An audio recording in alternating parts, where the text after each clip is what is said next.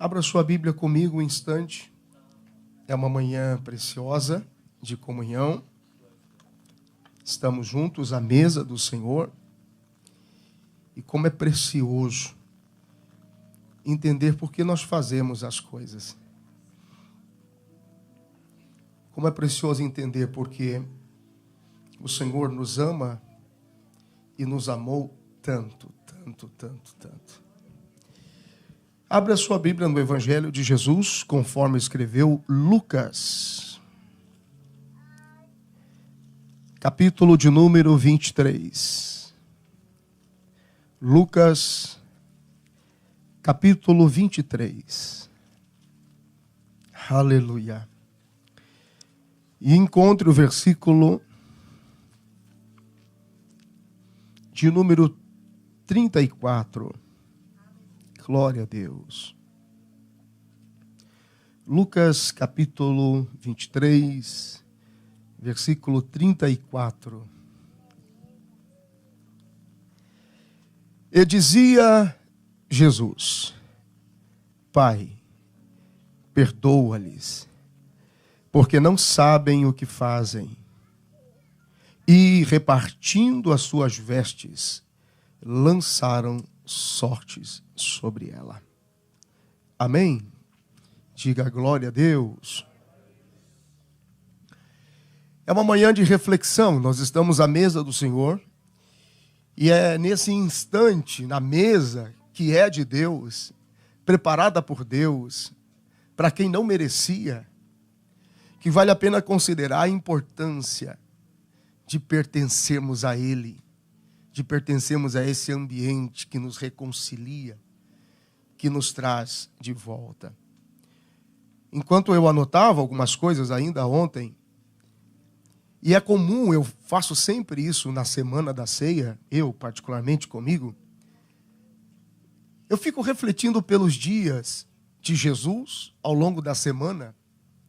Nós que temos, diante das nossas muitas inconsequências, intransigências, irresponsabilidades e mania de decidir por precipitação ou por ansiedade, a gente fica imaginando a semana, né? Como vai ser a semana que vai entrar?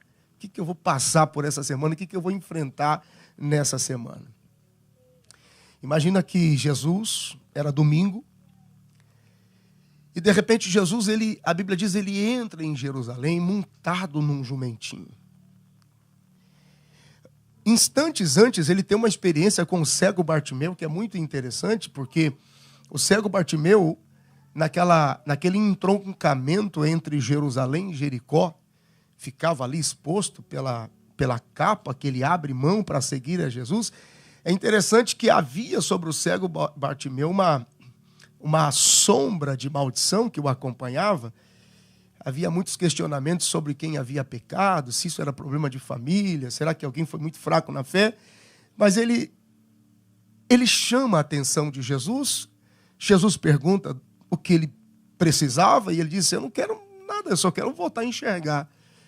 E os olhos dele são abertos. E a Bíblia diz que o texto termina dizendo que ele decide seguir a Jesus pelo caminho. E então, no capítulo seguinte, Jesus ele está entrando em Jerusalém e aquele cego faz parte da caravana de Jesus agora. E curiosamente, instantes antes, o que era chamado de maldito começa a ouvir uma coisa assim em torno dele: bendito que vem em nome do Senhor. Bendito que vem em nome do Senhor. Porque a gente compartilha das honras que ele conquista. E Jesus, ele segue.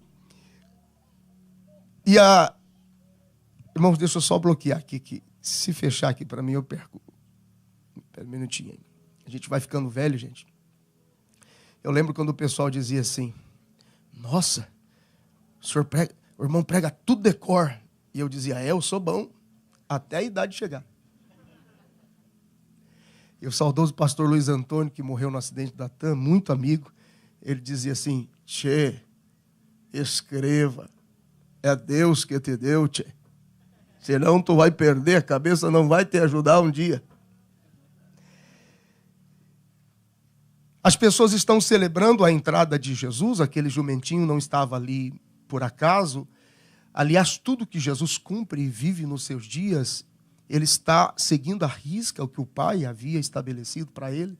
Ele está cumprindo as promessas, a palavra, o propósito. No livro do Gênesis, no capítulo 49, versículo 11, aquele jumentinho estava preparado desde todo aquele tempo para que Jesus pudesse ter acesso e ser conduzido até Jerusalém. As pessoas jogavam suas túnicas, roupas, as palmas, celebravam aquela entrada triunfante de Jesus. Muita coisa ainda estava por vir. Mas aí vem a segunda-feira. E na segunda-feira, mais uma vez, Jesus tem uma movimentação de muita humildade.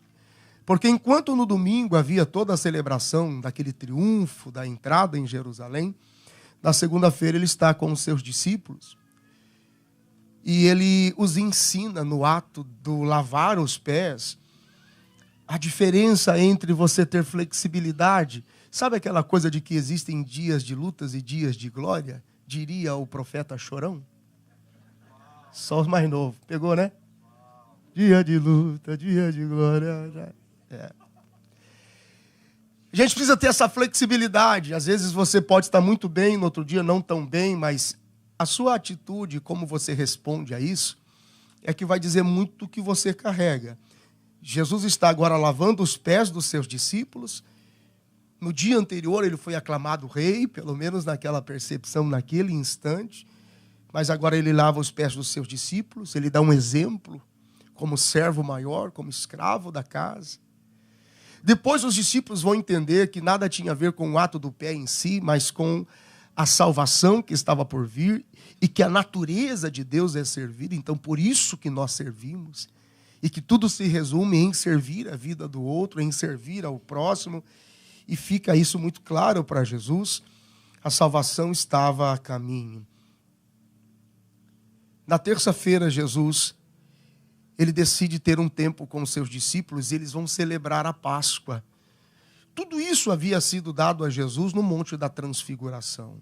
É ali, ou foi ali no Monte da Transfiguração, que Jesus soube de como seriam os seus últimos dias, do que teria pela frente.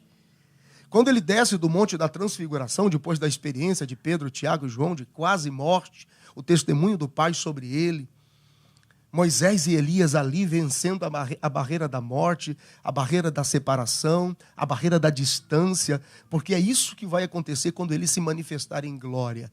A barreira da morte vai ser vencida, da distância vai ser vencida, da separação vai ser vencida, tudo num mesmo instante.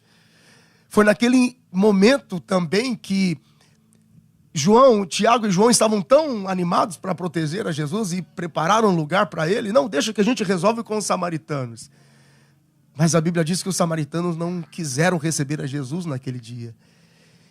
E aí, Tiago e João estavam todos muito tomados pela experiência de horas atrás. E eles, não, fica tranquilo, a gente vai orar e vai descer fogo do céu e vai consumir essa gente. E aí Jesus diz, cara, vocês estão demorando demais para pegar. Eu não vim destruir, matar a alma de ninguém. Eu vim salvar essa gente. Chega de matar pessoas, chega de matar a alma de gente. E a Bíblia diz que os samaritanos não permitiram que ele passasse ali à noite, porque no rosto dele estava claro Jerusalém. Ele tinha o rosto, no rosto dele estava claro a marca de Jerusalém. Você vê a sensibilidade daqueles samaritanos. Existe um mistério. A comissão para os confins da terra sai de Samaria e não de Israel. Não, o Senhor já dormiu aqui algumas vezes, mas o seu rosto diz que tu tens um propósito em Jerusalém. Foi ali que Jesus entendeu que ele não podia se demorar em Samaria, porque o homem do cântaro ia passar. Então estava tudo cronometrado no tempo de Deus. E ele diz, corra que um homem carregando um cântaro vai passar. Prepare ali um lugar e ele vai estar pronto. E eu quero comer com vocês, eu quero ter esse tempo com vocês. Foi ali, junto da mesa, nesse lugar mobiliado, que ele teve certeza de quem o trairia, mas não o expôs. Sequer o deixou constrangido. Sequer o deixou exposto ou sem condições de permanecer pelo menos o tempo que fosse necessário na mesa. Jesus termina de comer com eles, é um tempo diferente, porque o Senhor está testificando sobre o que viria e o que lhe esperaria na cruz. Quando amanhece na quarta-feira, está amanhecendo na quarta-feira e é madrugada, foi a noite que Jesus passou em oração logo após de comer com os seus discípulos. Foi a experiência dos discípulos que estavam adormecidos, e aquilo foi de Deus. Então, aqueles caras tinham que dormir mesmo. Muita gente pergunta por que eles adormeceram. Eles precisavam dormir, porque se eles permanecessem acordados, e Jesus dizendo: Pai, passa de mim esse cálice, e os discípulos concordassem dizendo: passa mesmo, Deus seria obrigado a mudar o Calvário pelo poder da concordância. Você não tem ideia o que significa orar em concordância. Às vezes você não entende o processo de Deus, mas se eles estão com Jesus dizendo: passa mesmo, Senhor, Deus seria obrigado a mudar o Calvário pelo poder da concordância com Jesus. Mesmo sendo Deus, ele não teve por usurpação de ser como Deus, então Jesus não tinha o controle das coisas, como por exemplo, poxa, eu vou levantar hoje, acho que eu vou libertar uns 15, curar uns 8, ressuscitar uns 4. As coisas aconteciam, fluía, e Deus simplesmente aparecia nele.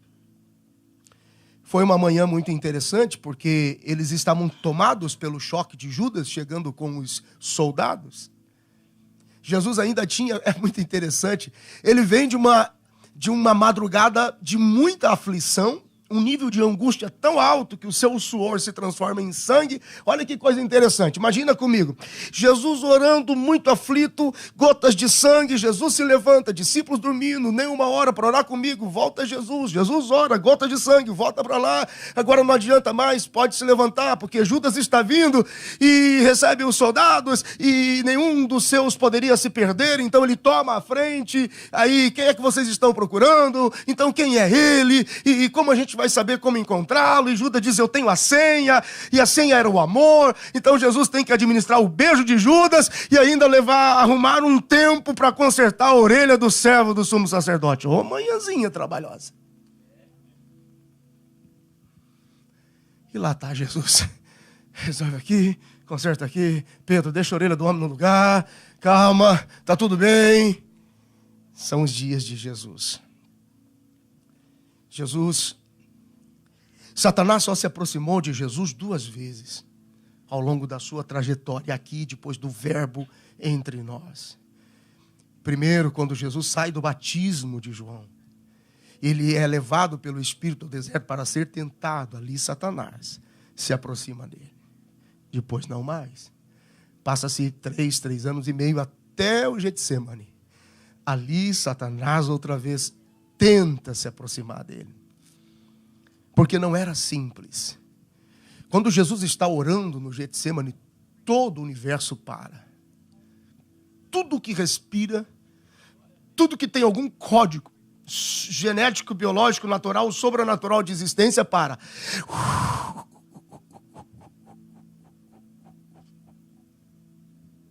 Para quando Jesus diz: Pai,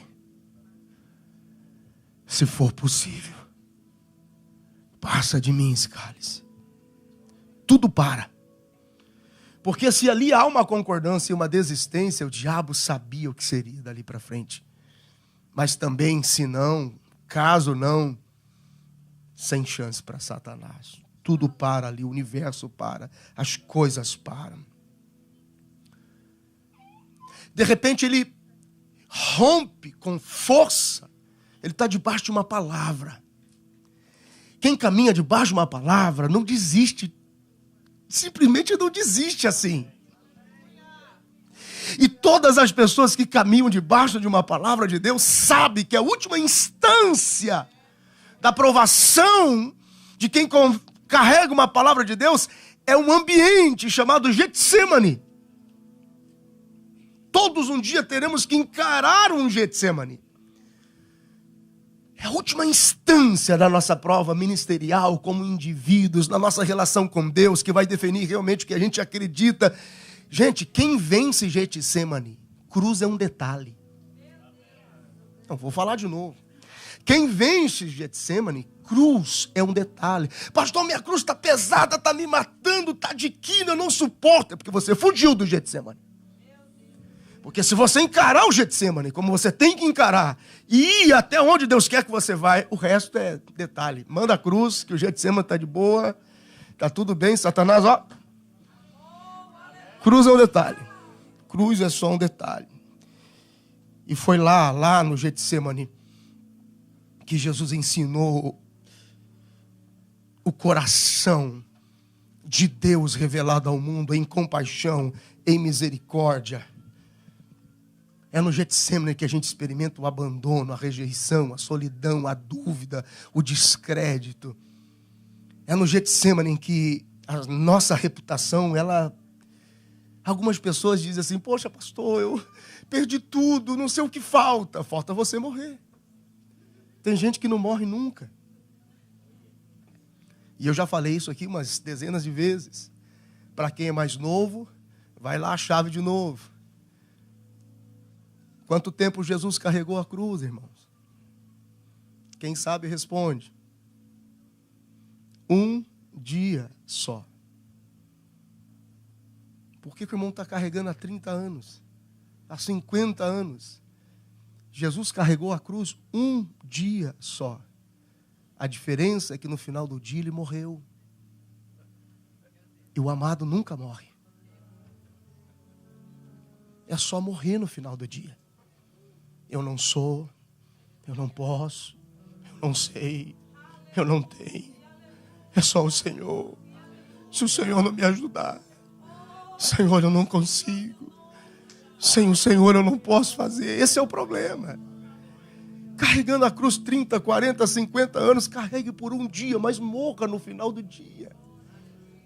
Perca a sua reputação. Caminhar com Jesus sempre será sinônimo de perder reputação. Ele come com pecadores, prostitutas, ele conversa com gente ruim. É perder reputação. Essa é caminhar com Jesus.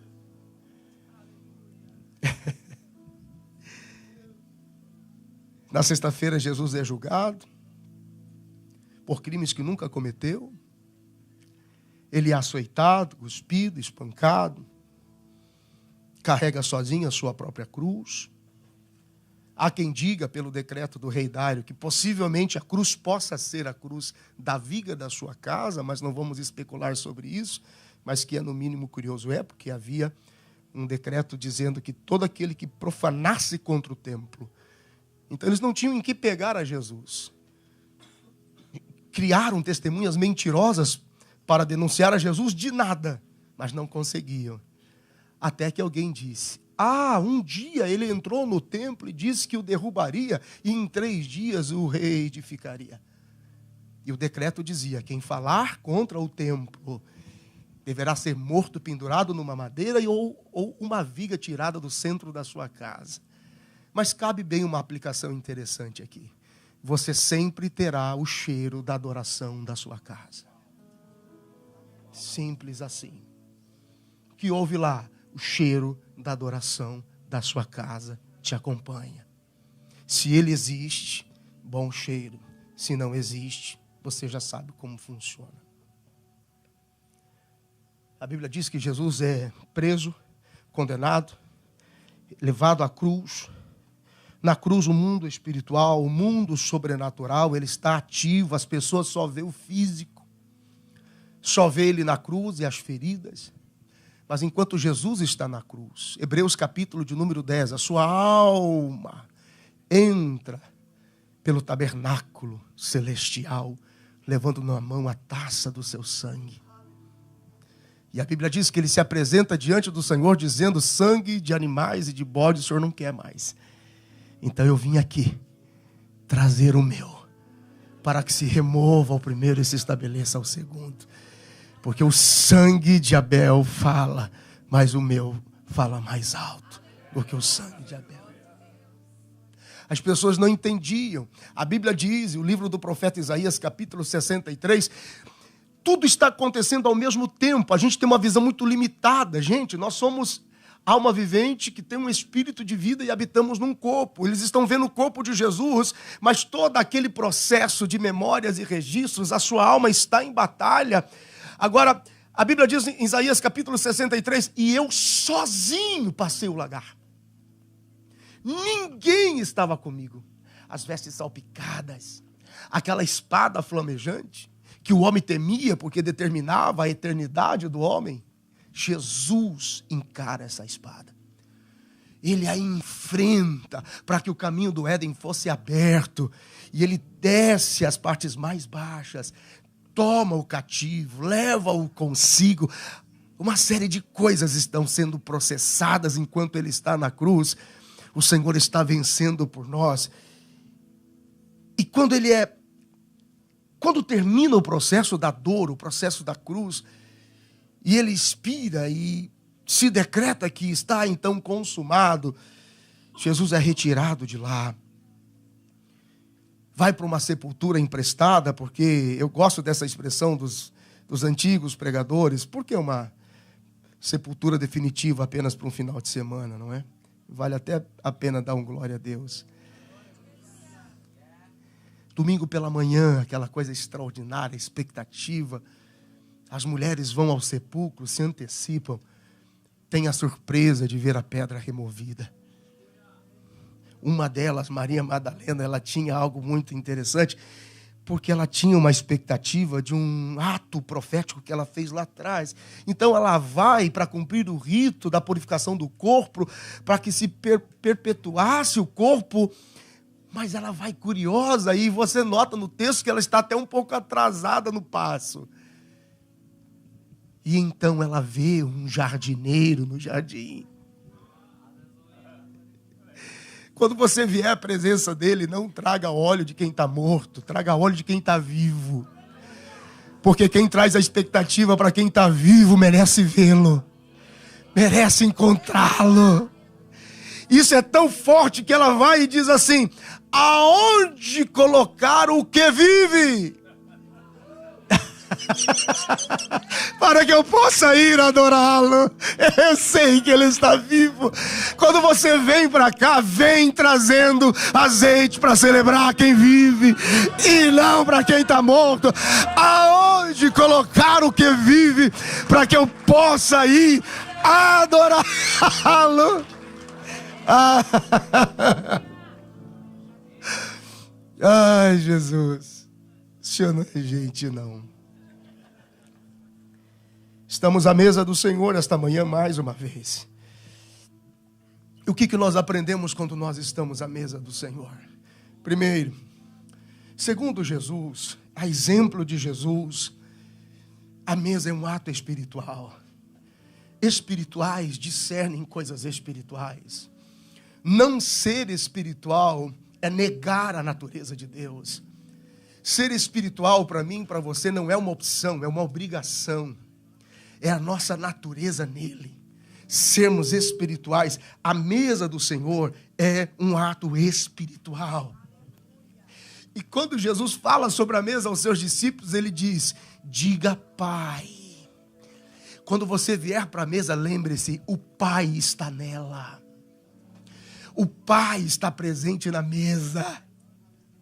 E sabe aquele momento em que você precisa estar junto dele, ou por única e exclusiva intimidade? Eu estava aqui agora no início do culto, e a Isabela não saía das pernas do pastor Júlio, e agarradinha, e eu tentando abraçar nela, e agarradinha. Eu disse: ué, Júlio, por que a Isabela está tão...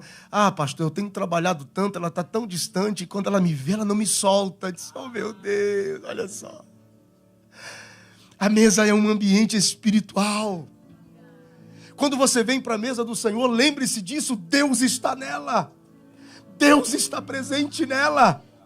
E o olhar de Deus é um olhar de pai, aquele olhar que depois de 1 ou 2 bocados, olha para você e diz assim: como é que passou seu dia?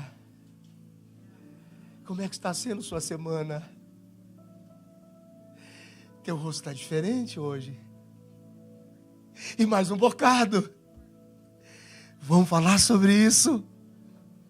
Jesus está dizendo: vem para a mesa, mas venha sabendo que o Pai está lá. E que não importe as circunstâncias com que você se aproxima da mesa. Não importa quais foram as circunstâncias que quase te tiraram dela. Venha sabendo que o Pai está lá. É o Pai que está lá para te ajudar, para te entender. Ele sabe onde dói, Ele sabe por que dói. O Pai sempre tem aquele olhar. Eu falo às vezes isso para os meus filhos, embora os meus filhos são relativamente mais tranquilos, mas quem tem os filhos mais ávidos, mais ativos, de vez em quando dá um BOzinho, o pai olha e diz assim: podia ter sido pior, cara. Não, você se deu bem. É mais ou menos assim. Jeremias 17, podia ter sido pior, mas você se deu bem. Vamos comer, depois a gente fala um pouco mais sobre isso. A mesa é um lugar onde o Pai está. A mesa é um lugar onde você entende que não importa o que nos sobrevenha, nada vai nos arrancar da intimidade com Ele. Nada vai nos tirar dos braços dEle. Quando você toma o pão e o cálice, Ele te abraça. E ainda que tenha muita coisa difícil pela frente, Jesus diz: em memória da minha morte, tem cruz lá na frente, não vai ser fácil os dias daqui para frente. A mesa é o sinal de que venha o que vier, e aconteça o que acontecer, Ele não vai abrir a mão de você, Ele não vai abrir mão de você. Os braços dEle sempre estarão disponíveis para você. Essa é a mesa do Senhor. É onde você entrega o seu espírito. É onde você se entrega a Ele. Diga glória a Deus por isso. Quando você vem para a mesa do Senhor, que você consegue chegar, mesmo que a semana, que o mês ou que os últimos meses tenham sido os piores da sua vida, quando você chega na mesa do Senhor, quando você toma o pão, toma o cálice, você diz assim: cara, eu venci. Eu consegui chegar aqui, cara. Cara, eu consegui chegar de cabeça erguida.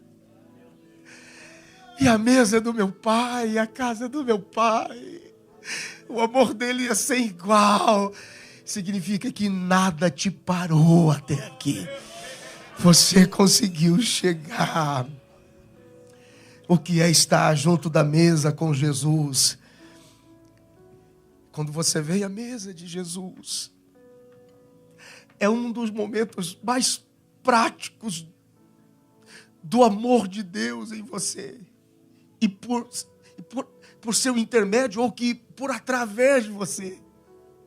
Quando você vem à mesa transbordando de amor,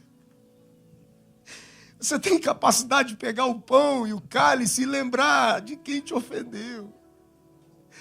Lembrar de quem te maltratou, de quem te traiu, de quem destruiu sua vida. E dizer: Senhor, visita fulano. Que ele não fique longe da sua mesa. Eu o perdoo. Eu o libero. Senhor, visita ciclano, visita aquela pessoa. Senhor, eu não estou vendo ele na sua mesa hoje. Deve ser tão triste não poder estar à sua mesa, Senhor. A mesa de Jesus é onde você põe em prática o quanto você ama as piores pessoas da sua vida. Porque eu tenho que te dar uma notícia. Essa pessoa que você odeia, Deus o ama. E Jesus morreu por ele. Então, quando você vai à mesa de Jesus, você olha e diz assim: come primeiro, Judas. Depois você sai. Come primeiro. Come primeiro. Você se preocupa. Você sente o espírito da intercessão. Pai, não deixe sozinho por muito tempo. Você tem a capacidade de dizer assim: ele tentou matar a minha vida. Ele tentou destruir o pouco que eu tenho. Mas eu peço por ele, porque ele não sabe o que faz. Isso você só pode entender na mesa de Jesus.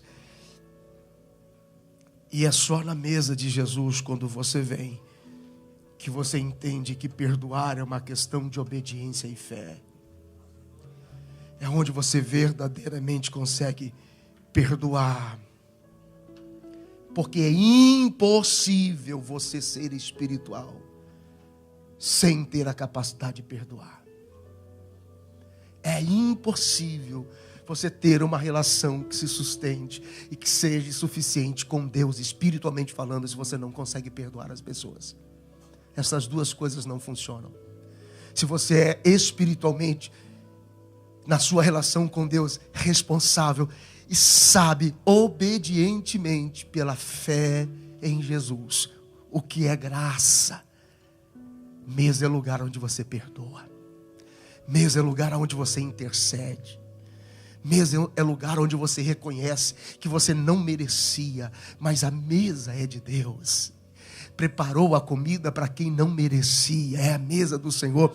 A mesa é lugar para você sempre ter em mente: o Pai sempre vai estar lá. Disse Jesus: o meu Pai sempre vai estar lá. Eu vou te dar 30 segundos. Feche os teus olhos, abaixe a sua cabeça. Você quer tornar a sua semana incrível? Diga: Pai, eu vim para a mesa.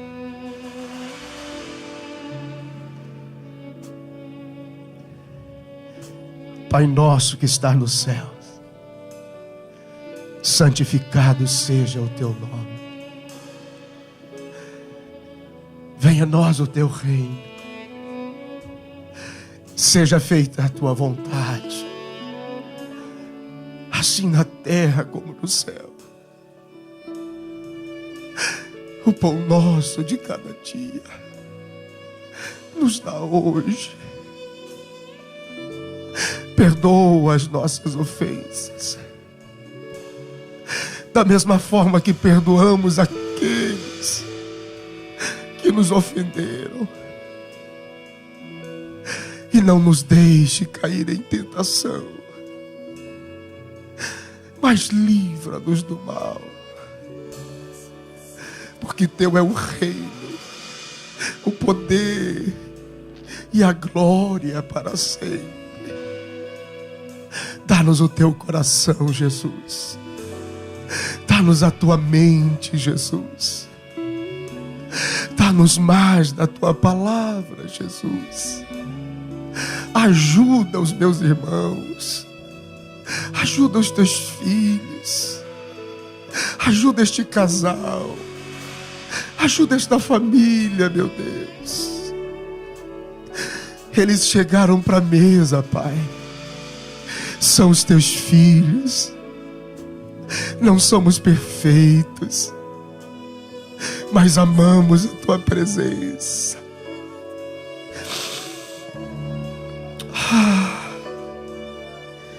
Para sempre Ele vive, ressuscitou, ressuscitou. Fique de pé comigo.